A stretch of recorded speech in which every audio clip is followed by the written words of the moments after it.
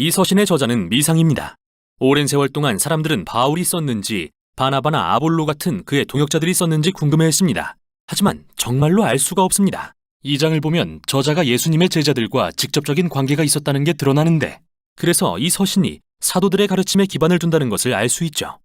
게다가 우리는 이 서신의 수신자가 누구이며 심지어 어디에 살았는지도 모르는데요. 저자는 그들을 정말 잘 알고 있으며 그들이 구약 성경에 대한 해박한 지식을 가졌다고 전제하고 있습니다. 이는 특히 토라, 곧 모세오경의 줄거리에 대한 지식으로서 어떻게 아브라함의 가족이 이스라엘 민족이 되었고 모세가 어떻게 이집트 노예였던 그들을 이끌어내 시내 산으로 데려와 율법을 받고 하나님과 언약의 관계를 맺었으며 성막을 짓고 제사장을 통해 하나님께 희생제사를 드렸는지, 그리고 어떻게 그들이 약속의 땅에 들어가기까지 광야에서 유리했는지 말이죠. 저자가 독자들이 당연히 이야기들을 자세히 다 알고 있기를 기대하는 것으로 보아 이 서신의 수신자는 틀림없이 유대인 그리스도인들이며 히브리서라는 이름도 바로 여기에서 유래했습니다. 우리는 또 10장에서 이 교회 공동체가 박해를 당하고 있었다는 단서를 발견합니다. 예수님을 믿는다는 이유로 심지어 투옥을 당하고 공동체의 일부는 예수님을 외면하고 신앙을 완전히 버리는 일도 일어났는데요. 바로 이 점이 이 서신의 기록 목적과 구조를 설명해 줍니다. 먼저 짧은 서두가 나온 다음 저자가 예수님을 이스라엘 역사의 핵심 인물 및 사건들과 비교하고 대조하는 4개의 단락으로 이어집니다. 예수님은 첫째로 천사들 및 율법과 비교되시고, 둘째로는 모세 및 약속의 땅, 셋째로는 제사장들 및 멜기세덱, 그리고 마지막으로 희생제사 및 언약과 비교되십니다. 저자가 이렇게 대조한 데는 2가지 주요한 목적이 있습니다. 하나는 예수님을 그 누구 그 무엇보다 우월하신 분으로 높임으로써 모든 신뢰와 충성을 바칠 만한 분임을 입증하는 것입니다. 그러나 또 다른 목적은 독자들에게 박해에도 불구하고 예수님에 대한 믿음을 지키라고 도전하는 것입니다. 그래서 그는 단락마다 예수님을 저버리지 말라고 강하게 경고하죠. 그럼 이제부터 어떻게 전개되는지 들여다보죠. 서두는 첫 문장부터 예수님을 높이는 것으로 시작됩니다. 하나님께서 옛날에는 여러 가지 방법으로 우리 조상들에게 말씀하셨으나 이 마지막 날에는 아들을 통해 우리에게 말씀하셨습니다. 이로써 저자는 하나님께서 이스라엘에 당신을 계시하셨던 이전의 어떤 방법보다도 예수님이 뛰어나심을 말하고 있죠. 그러고 나서 그는 예수님이 하나님의 영광의 광채시며 하나님의 본체의 형상이시라는 놀라운 주장을 합니다. 이러한 비유는 예수님과 하나님의 신분을 최대한 가깝게 표현하기 위한 건데요.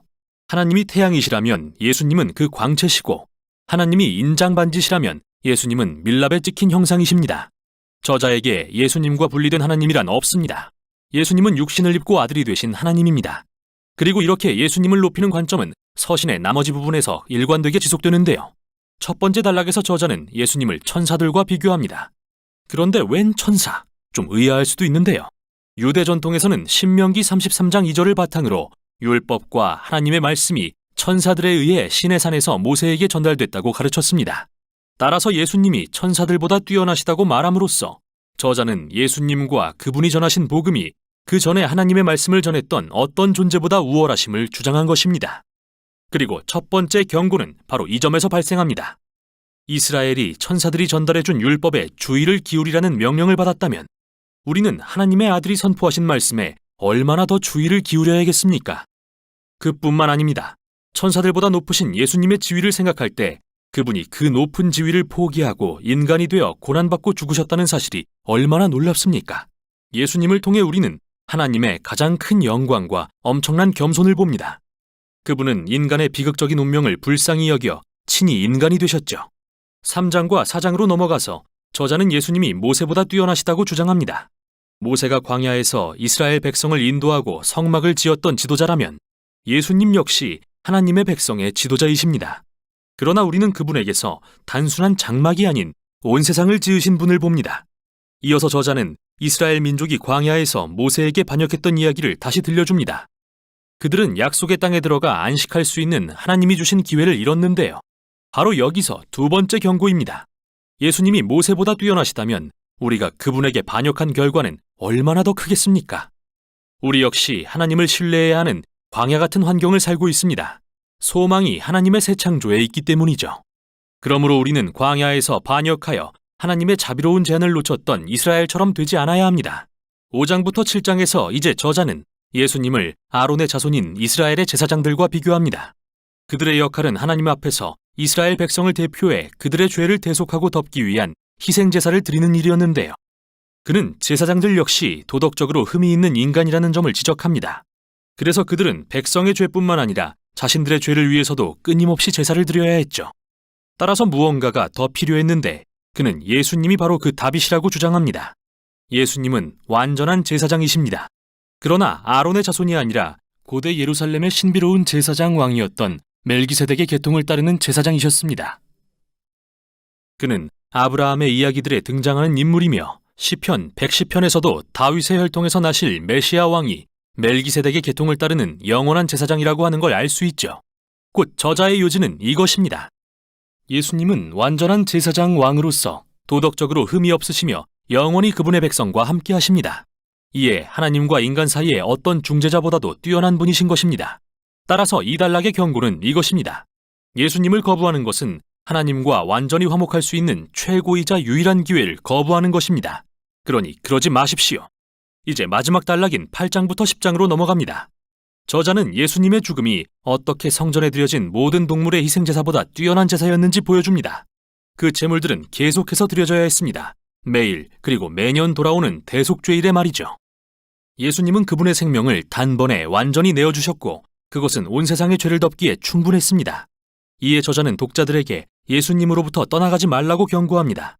그건 하나님의 자비로운 용서를 거절하는 것과 같습니다. 그런 일을 왜 하시겠습니까?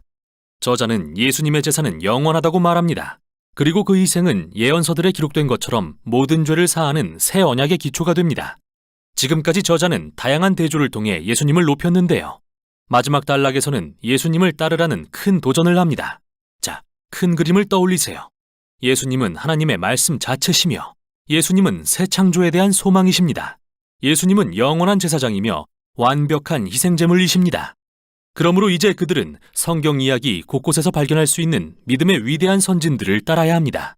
또 예수님에 대한 믿음을 지키고 어떤 환난과 핍박이 오더라도 하나님은 그분의 백성을 버리지 않으신다는 것을 믿어야 합니다.